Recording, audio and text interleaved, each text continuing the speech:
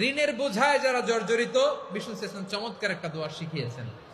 আমাদের অনেকে ঋণের বোঝায় জর্জরিত, আছে না নাই? এদিকে কেউ আছেন? থাকলে হাত তোলার দরকার নেই, থাকলে এই দোয়াটা পড়বেন। এক সাহাবীর নাম আবু উমামা, নামাজের ওয়াক্ত ছাড়া উনি মসজিদে যেয়ে বসে আছে। বিষ্ণু বললেন, কিরে আবু উমামা, নামাজের তো ওয়াক্ত হয় না, মসজিদে কি?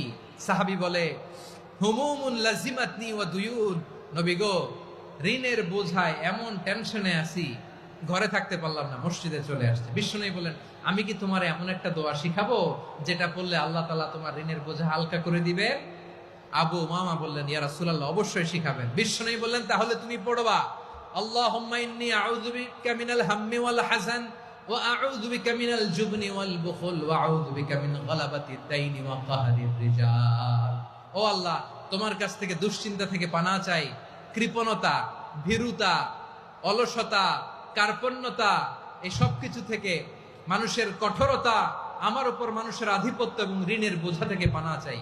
এই দোয়াটা যখন বিষ্ণুনবী শিখাই দিলেন, আবু উমামা বারবার এই দোয়া পড়ে, আল্লাহুম্মা ইন্নী আউযু বিকা মিনাল হাম্মি ওয়াল হাযান ওয়া আউযু বিকা মিনাল আজজি ওয়াল কাসাল ওয়া আউযু বিকা মিনাল জুবনি ওয়াল বুখল ওয়া আউযু বিকা মিন গালাবাতিদ দাইনি ওয়া কাহরির রিজাল।